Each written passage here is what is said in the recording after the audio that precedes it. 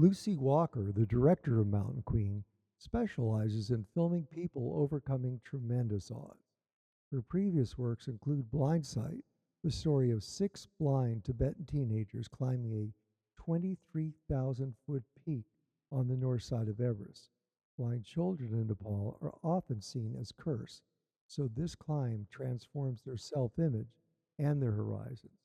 Lucy also directed the Academy nominated and Sundance-winning The Tsunami and the Cherry Blossom, which follows those devastated by the 2011 tsunami and earthquake in Japan as they recover, repair, and prepare for the Cherry Blossom Festival. Oh my goodness. Well, you only cried a little bit, you know. You're a teen.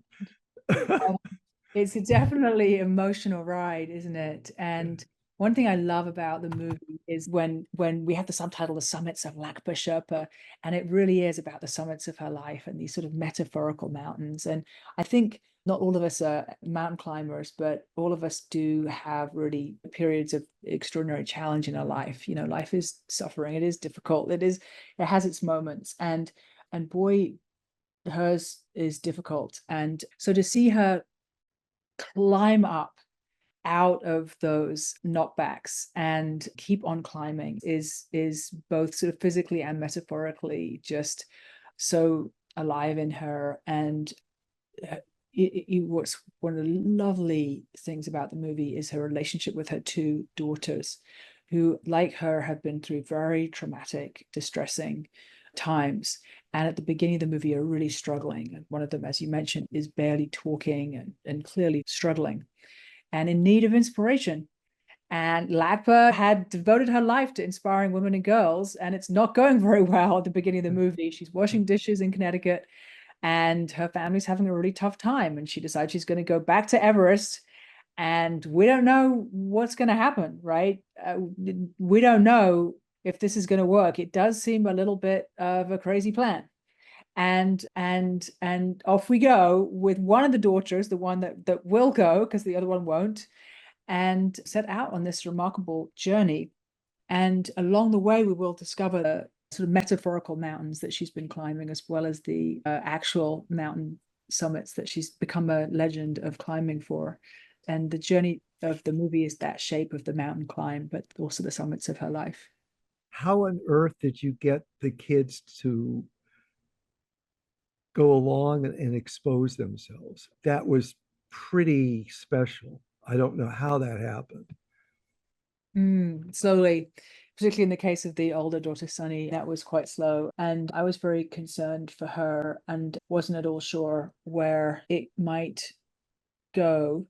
And there were times when it was a real struggle and she didn't want to communicate with me. And I just kept persevering. And I guess I fortunately am at this stage of my career where I do have quite a lot of confidence and experience under my belt. So I think that really helped me just know that these movies are a long game. And just I just know enough about how humans work to know that you have to be very patient and tender with people and not push them past where they want to be. Yeah. So I never did. And actually with Lhakpa, it was a very long journey to her wanting to open up. She was wanting to do the movie with me. But when I first would talk to her, her version was definitely the kind of polished press release, you know, and there'd be like years missing and Yeah. it didn't quite add up. Like, how did you get there? And she, in a way that people have been through trauma, she'd start laughing when describing something really painful. And that's a trauma response you might be familiar with, right? But it's a real sign. You have to go at the pace of people, right?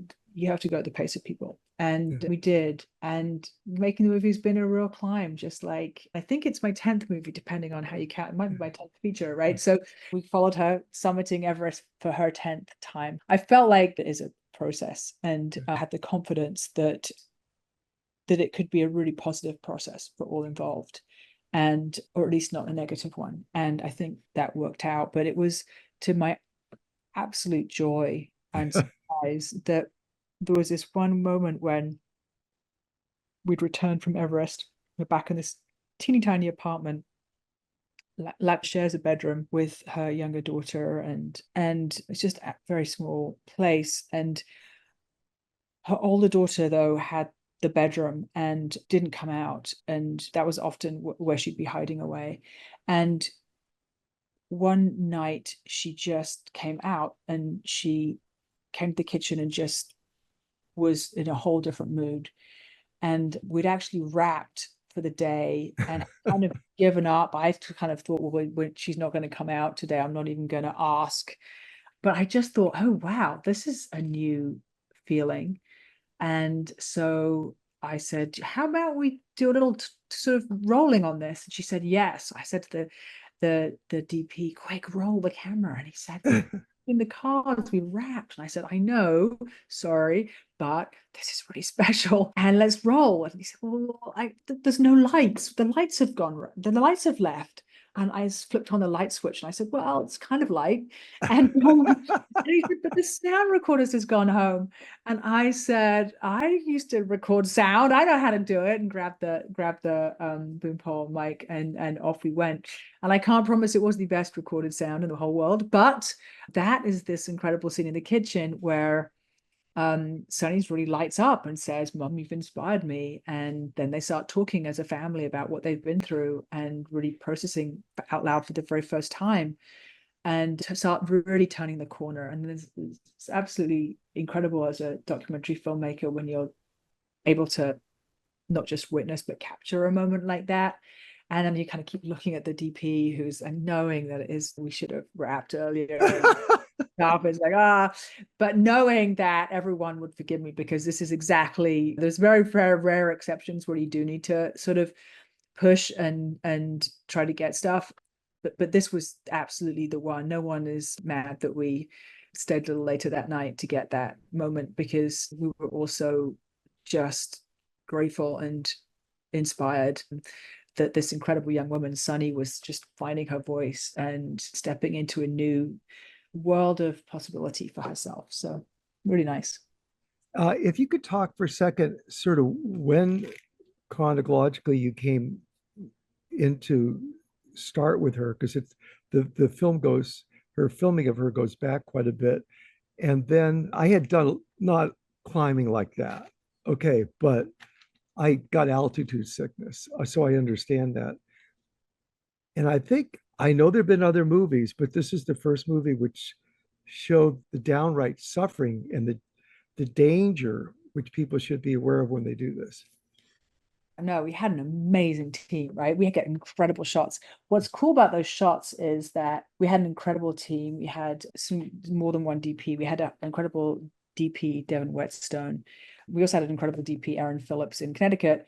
And we also had a high altitude cinematographer who sort of takes us past the ice fall, along with actually all the Sherpas on Lhakpa's team also had cameras and also got some great shots. And we spent a long time kind of empowering and equipping them with really like what we wanted and what we didn't want, and working with me and shooting with me so that everyone knew what we were going for so much that they were empowered to make their own decisions, because I couldn't be there the whole time. I'm not that good of a climber. I at no point entertained the idea of going up through the icefall because it's so dangerous. So many people die there every year, so many people. And if you're not fast and great, then you're a danger to others. And it's also expensive to get the permit to go up past the icefall. And for all those reasons, I did not. And the communications remotely are really good, and that team is great. And I don't feel the need to be there all the time anyway. I really learned how to do Everest shooting by making my first Everest movie, you could say, Blindsight, which was a movie that came out in 2006 and is about some incredible blind people climbing the mountain next to Everest on the north side, actually, which coincidentally is called Lhakpa, and is a 23,000-foot mountain. And you climb all the camps of Everest, including into the death zone, which is that super gnarly, environment where you're basically dying and you have to get down because you've got limited time up there before you die anyway, even with oxygen. And so I did 2 climbs in 2004 and really fell in love with that whole region, but really figured out how you shoot that and how you think about a team and which collaborators are going to be the right ones. And boy, did we get the right ones. You know, it was all my top choices and it was incredible and they got incredible stuff and it was just an absolute dream team. And so, yeah, it's absolutely spectacular. And I was not there at the summit, that's for sure, because I would have just slowed things down. And it is really, really tough. You are at the absolute limits. But I think you don't need to be there all the time if your team is really clear about what you're going to need, what you want. And I was not there as well we have an amazing patchwork of material that we got from earlier climbs. I wasn't there either. I wasn't there we got this amazing material from the year 2000, her very first expedition. That was actually the dailies of another movie that hadn't been seen before, but she'd been filmed in the year 2000, and those filmmakers were cool enough to let us access that. And it was really amazing to dig out these old pieces and sort of put it together. So a lot of the work kind of comes in the patchwork of editing and weaving it all together. So you've got quite a lot of different pieces of the story because it's really the story of her whole remarkable life. And 10 climbs are kind of nested within this kind of arc, this kind of a story, this kind of present day story along the way of this like exciting climb, which thank you. I think we got some really cool shots like the Sherpa smoking and the real how she really feels inside that tent. I mean, I think you get some of these great moments. And I've never seen it. And I've also never seen Sherpas be the star of the movie. On camera, like it's all Sherpas, right? And that's a real recentering to focus on the Sherpa people who have historically often been sort of the invisible sidekick. They're every step of the way, often doing even more work, usually doing more work and carrying the stuff and not just climbing, but working as well. So, just one last question. You have a very strong direction, which is very purposeful about people overcoming, changing. I think I am very interested in stories where people are confronted with extraordinary challenge and they find superhuman reserves of courage and grace and resilience and rise up. And I think I'm drawn to these stories because I think they inspire me when life gets difficult, as it does. I think we could all use inspiring, and I certainly can. So I think I'm always kind of pulled towards those stories. And of course, when you're making documentaries, I do think that, cinema is drama and I like narrative, character driven movies. And I like them to be unscripted, I like them to be documentary. But you do need some drama, I think, to make, at least I'm not a good enough filmmaker to do it without the drama. Some artists can do it. I'm not that good at it, but I haven't figured out how to do that.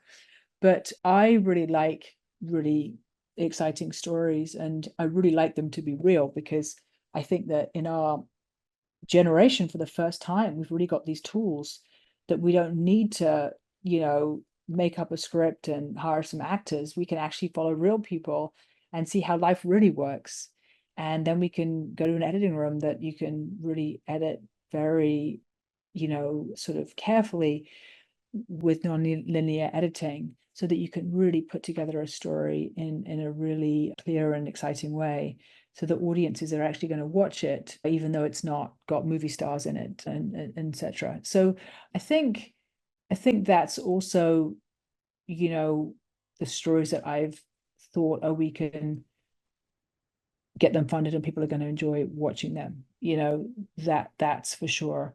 But I really am drawn to these extraordinary sort of superhuman superstar characters, but not sort of celebrity superstars, but like the people in my movies sometimes they're firefighters, they're people that sift through the garbage in a waste dump in Brazil, they're Amish teenagers, they're a single mom washing dishes in Whole Foods in Connecticut, which is what Lhakpa is at the beginning of the movie. And I love that, as Lhakpa says, I'm not so humble, which is such an interesting line, because a lot of people call her humble. And she says, actually, I'm not so humble, because she does have, there's lots that's humble about her life, but there's lots that's epic and grand and exciting. And I really love that we refuse to, just because she's not a celebrity or a rich person or whatever, doesn't mean that her life actually isn't more valuable and more interesting, and that she's not more strong and triumphant and absolutely top of the world of her sport. So yeah, she's not so humble, and I kind of like these kind of modest but not so modest kind of people, or finding the ways in which perhaps people that don't get celebrated, finding out what's really fascinating and important, and moving about their life's journey. Because I don't know, I find that really, I really like that act of seeing someone. I think it's so easy in life to not fully see what other people are going through. And I think we can stop someone in their tracks and say, wow, look, you would never have guessed the real story, and tell that story. I think it can be really, it kind of expands us. I think it makes us more aware of each other, and better humans, I think.